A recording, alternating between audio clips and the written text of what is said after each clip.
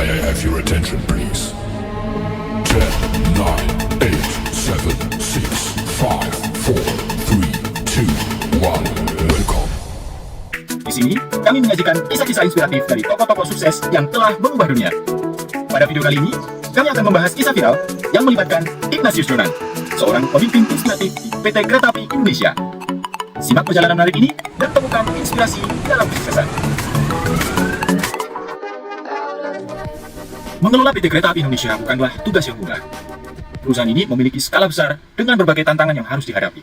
Ignatius Jonan menghadapi beragam masalah yang mencakup infrastruktur, pelayanan, dan kepuasan pelanggan. Namun, dengan visi yang jelas dan kepemimpinan yang kuat, beliau berhasil mengubah perusahaan ini menjadi perusahaan kereta api yang sukses.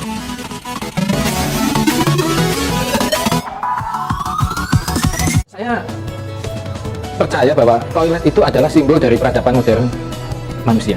Ya, it's a modern symbol of the mankind civilization. Jadi peradaban modern itu salah satu simbolnya adalah toilet. Karena peradaban yang tidak modern itu tidak menggunakan toilet. Ya, nah, saya bilang karena toilet itu kita gunakan bersama. Ya, semua orang menggunakan toilet, apalagi di perkotaan dan sebagainya.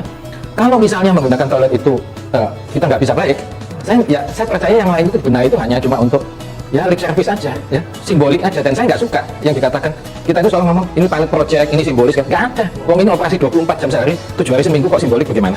Ya, bersihkan toilet dulu. Ini yang paling mudah. Kalau ini berhasil, nah kita coba satu persatu yang lain. Itu banyak kritik, terutama dari senior-senior saya. Ini dulu kok mikirin menaik toilet. Dalam hati saya, Anda dulu menaik toilet aja juga berantakan gitu. Ya. Satu hal yang membuat Ignatius Jonan begitu luar biasa adalah inovasinya.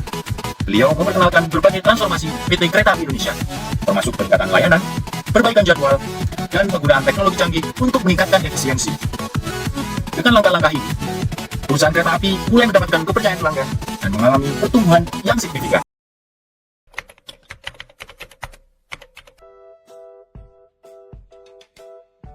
Baik teman-teman, ya, video yang telah sama-sama kita saksikan tadi, beliau merupakan tokoh nasional yang pernah menjabat sebagai Direktur Utama Kereta Api Indonesia, Menteri SDM, dan Menteri Perhubungan. Beliau juga merupakan tokoh nasional yang mampu membawa perubahan pada kereta api di Indonesia, dan beliau mampu mengaktualisasikan nilai-nilai dasar berakhlak semasa kepemimpinan beliau.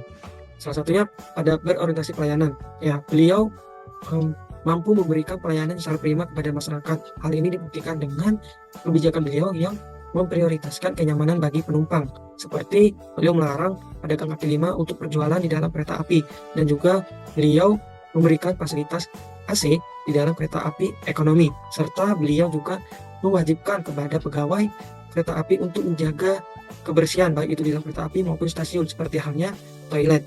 Kemudian nilai dasar selanjutnya yaitu akuntabel.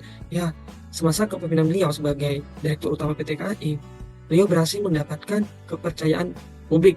Hal ini dibuktikan dengan respon positif dari masyarakat mengenai perubahan yang terjadi di kereta api. Hal ini dibuktikan dengan perusahaan kereta api Indonesia yang mengalami pertumbuhan secara signifikan dan berhasil menjadi perusahaan transportasi yang terkemuka di Indonesia, seperti jaringan kereta api yang luas, layanan yang handal, dan inovasi yang terus dilakukan oleh Bapak Ignatius Jonan. Menurut saya, Bapak Ignatius Jonan telah menjalankan nilai-nilai berakhlak sebagai tokoh nasional. Yang pertama yang saya akan bahas itu terkait kompeten. Bapak Ignatius Jonan senantiasa untuk meningkatkan kualitas dirinya dengan membangun sarana atau sarana dan juga prasarana kereta api, seperti memperbarui toilet, serta menghilangkan calo dan penumpang yang suka naik di atas atap kereta tentunya tidak ada tiket.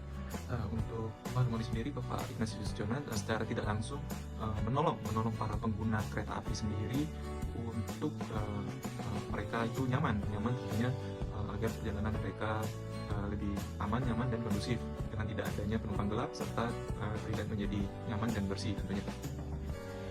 Menurut saya, Bapak Ignatius Jonan ini merupakan salah satu contoh nyata ASN yang berakhlak dalam berbagai peran yang dijalankannya. Contoh, dalam implementasi nilai loyal, beliau ini menunjukkan loyalitasnya terhadap misi untuk meningkatkan kualitas pelayanan transformasi publik di Indonesia. Beliau tidak hanya memikirkan target jangka pendek, namun beliau berkomitmen untuk transformasi target jangka panjang. Kemudian untuk implementasi nilai adaptif, beliau ini menunjukkan fleksibilitas dalam menghadapi perubahan kebijakan dan regulasi, termasuk dalam isu keselamatan dan efisiensi transportasi. Menurut saya, Bapak Ignatius Jonan telah menerapkan nilai berakhlak yang pertama yaitu adaptif, yaitu dengan melakukan berbagai macam inovasi-inovasi dalam hal ini pada bidang transportasi perkereta apian, yaitu pada PT KAI itu sendiri, yaitu dengan melakukan perbaikan infrastruktur penunjang seperti yang ada pada video, yaitu toilet sehingga lebih bersih dan nyaman. Kemudian contoh lainnya yaitu menerapkan sistem tiket yang awalnya karcis menjadi elektronik tiket.